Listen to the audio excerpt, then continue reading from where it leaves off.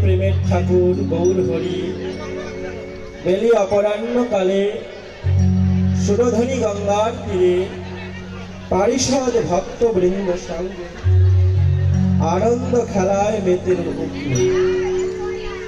মহাপ্রভুর মধ্যে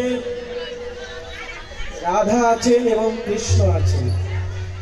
আমরা এখন যে লীলাটি আস্বাদন করছি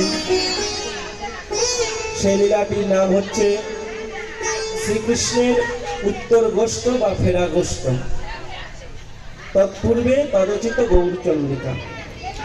আজ মহাপ্রভু সুরধনী গঙ্গার তীরে পারিষদ ভক্তবৃন্দ সঙ্গে নিয়ে হরিনামের খেলায় মেতে রইলেন। মহাজন দর্শন করছেন এই ভাব। গৌর হরির মধ্যে অনেক সময় অনেক ভাবের উদয় হয়। যেমন মহাসমুদ্রে অসংখ্য ঢেউ, তেমনি গৌর হরি মহাভাবের প্রেমের সমুদ্র। তার মধ্যে রাধা আছেন এবং কৃষ্ণ আছেন। অন্ত কৃষ্ণ বহির গৌর, বহির গৌর। অন্তরে কৃষ্ণ, বাইরে রাধা। এই রাধা কৃষ্ণ দুই দেহ এক হয়ে দরিয়ায় গৌর হয়েছে। কখনো রাধা ভাব, কখনো কৃষ্ণ ভাব। মহাপ্রভুকে জানতে হলে, চিনতে হলে, মহাপ্রভুর ভাব বুঝতে হলে তার পরিচয় জানতে হবে। কলিযুগের ভগবান তিনি কে?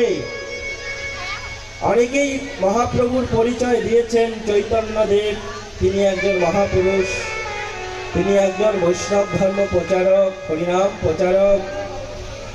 কিন্তু সবচাইতে অন্তরঙ্গ পরিচয় দিয়েছেন, সম্যক পরিচয়, মানে পরিপূর্ণ পরিচয় দিয়েছেন অন্তরঙ্গ পার্ষদ স্বরূপ দামোদর গোস্বামী।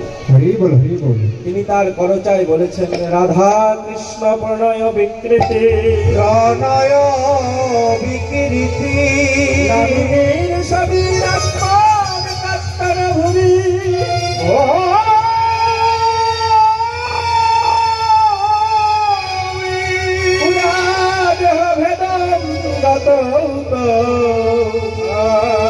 চৈতন্যক্ষ প্রকট বধূনাম তজ্জয়ঞ্চুর চক্ষুরম্রাপ্ত রাধা ভাবদ্যুতি সুবলিত নমে শ্রীকৃষ্ণ।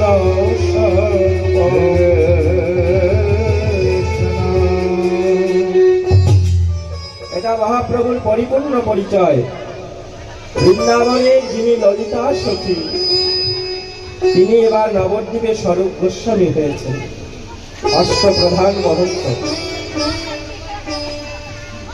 তো রাধারানী এবং গোবিন্দের আত্মা এক, কিন্তু দুটি দেহ। তো আত্মা এক, দুই দেহ হয় গোবিন্দ এবং রাধারানীর উভয়ের মনেই বড় দুঃখ। বিধাতাকে বলে, বিধাতা তুমি তো বড় রসিক, বিধিরে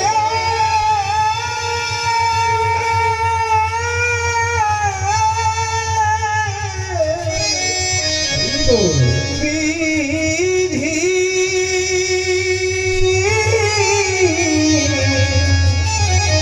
তুমি তো সৃষ্টি কার্য জানো না, তুমি তো জানো